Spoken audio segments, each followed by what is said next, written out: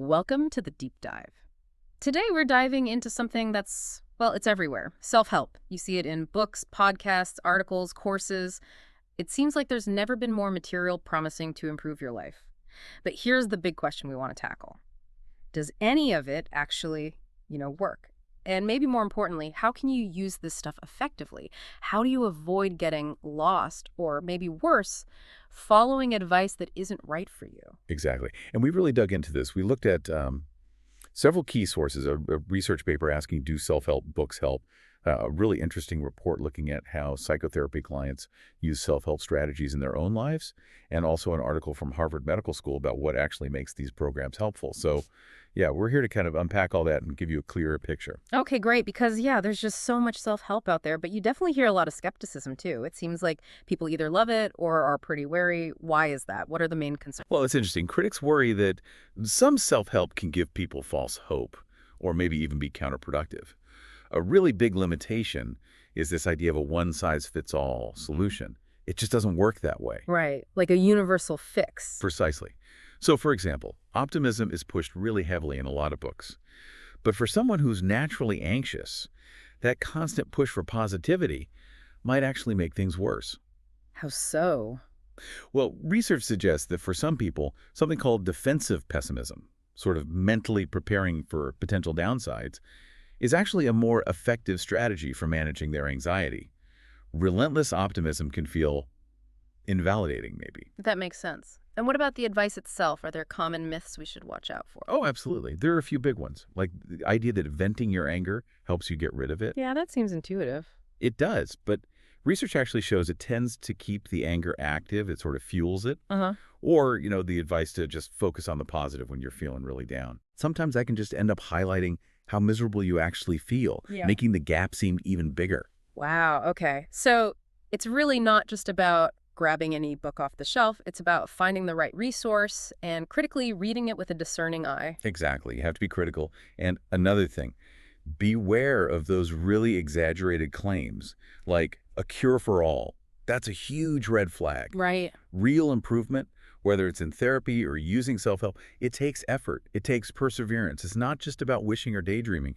The person using the self-help material has a lot of responsibility here, choosing wisely, applying the advice thoughtfully. So where does it work well then, if we sort of shift focus to the benefit? Okay, yeah. There's actually good empirical evidence for what's called problem-focused self-help. Sometimes it's referred to as bibliotherapy. Bibliotherapy, like using books as therapy? Kind of, yeah.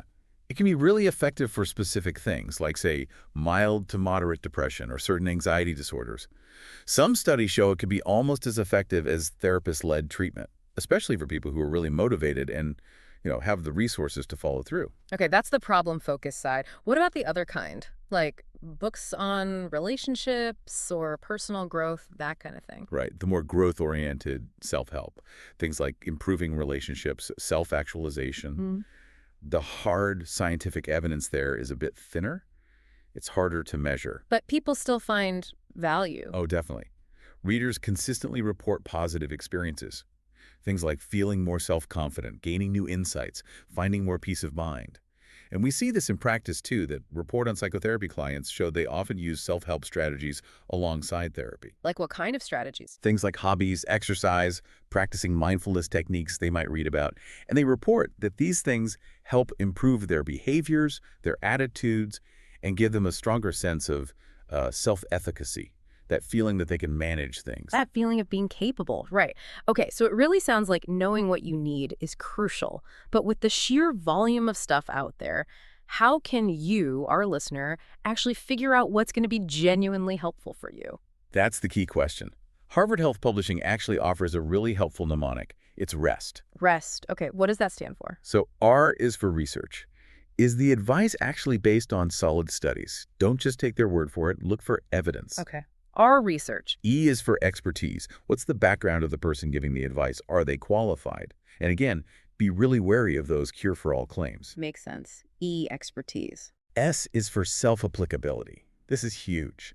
Does this advice actually feel right for you? For your personality, your specific situation, maybe even your genetics? Remember, study results usually talk about an average person. That might not be you. Right, it has to resonate personally. S, self-applicability. And finally, T is for trustworthiness. Does the person giving the advice seem humble and realistic? Or are they overly hyped, maybe infallible? Trust your gut on this too. REST. Research, expertise, self-applicability, trustworthiness. That's a really practical framework. So pulling this all together, what's the main takeaway? It seems like self-help isn't inherently good or bad, but it's a tool. Exactly. It can be a powerful tool, but like any tool, its effectiveness really depends on how you choose it and how you use it. It's about being a smart, discerning consumer. Understand the potential benefits, understand the limitations, and find what truly fits your unique needs. And maybe that leads us to the final thought for you to consider as you navigate all this. Perhaps the most important question is, what do you really need right now in this moment? And are you actively looking for self-help resources that are specifically tailored to that very personal need? Something to think about. Thanks for diving deep with us today.